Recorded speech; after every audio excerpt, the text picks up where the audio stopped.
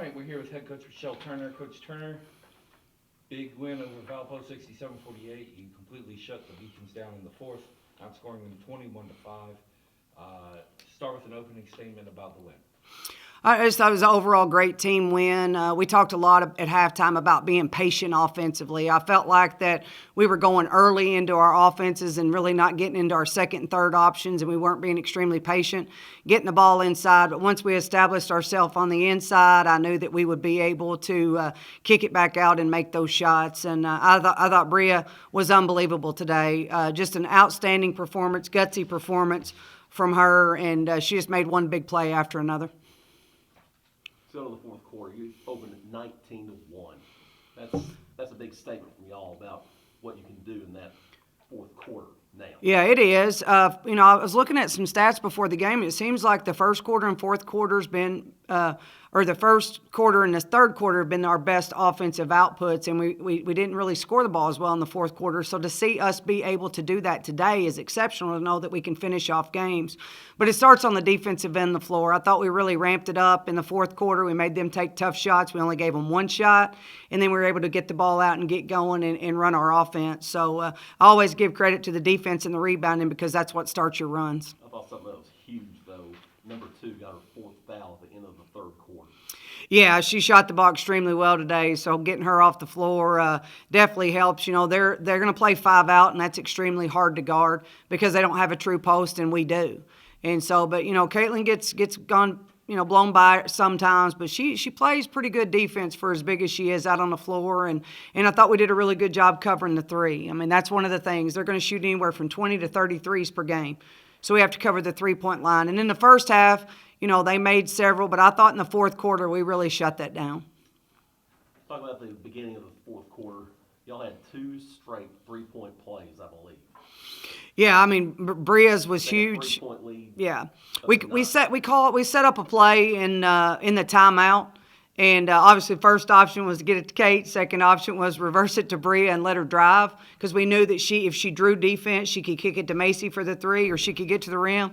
And she made a great decision and went in and finished that strong off 2 feet, and then was able to complete the free throw. So, that was the energy that we needed. Bria brings energy on offense and defense, and when she does that, we feed off her. Is this the Bria we could, see going forward, the one taking it to the hole more often in games like that? I think so. I mean, she's back. This is the Bria from year one, and then we had the injury, and we had a little bit of setback mentally and physically, but she's past that. She's the player that we recruited. She's the player that we knew could come in and be a difference maker for us. And like I said, she doesn't even have to score a point to influence the game the way she influences on defense, but when she comes out, scores 19 points and defends like she does, because I felt like one of our lulls was when she picked up her third foul.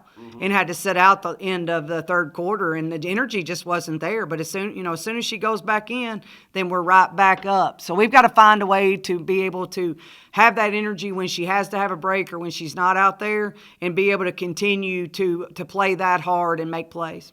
This thing was frustrating for y'all, though. Y'all get a 15-6. Looks like you're going to blow them out of the building. And for the next 2.5 quarters, it's a fight. Yeah, John, have you watched us play? Because leads are not normally our specialty, so that I'm just playing. But yeah, I mean, no team in the Valley it's nothing's gonna be easy. We talk about this all the time. It's not gonna be easy. It's gonna hurt. It's gonna be hard. It's gonna be mentally and physically draining. I mean, we've got 9 more weeks of this. And I need a nap. I mean, it's a grind. I mean, to be able to get ready to play this talent every single night. And but our kids just did a great job, and we talked about patience at halftime, and I just want to go back to that, because I'm so proud of the way they handled themselves offensively, and especially in the fourth quarter, because we only had given up 28 points at halftime. Defense isn't your problem when you're only giving up 28. We just couldn't score, and for them to be able to come out and put that many points up in the second half, something I'm really proud of. Your shooting also got much better as the game went on. And that's the key. I believe I said this at Racer Mania. If we make shots, we're going to be really, really good. And if we ever learn to play defense, we're going to be special.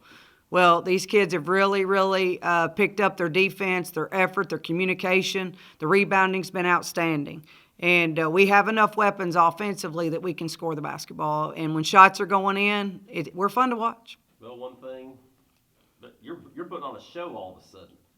Friday night you get the crowd into it like DJ, and today, I don't know what that was, that little shuffle you did after Jordan hit the three. Looked like you were trying to go out there and tackle her. Well, Jordan's a shooter, all about confidence, and so we've talked to her about when it goes in, celebrate it. So that's kind of a thing she and I have, that we'll give a hook or we'll do something, and just puts a smile on her face, and it energizes her and it energizes our team. So just trying to do whatever it takes to make sure that we put them in position to be successful. Does it hit you? You're 2-0 in the Valley.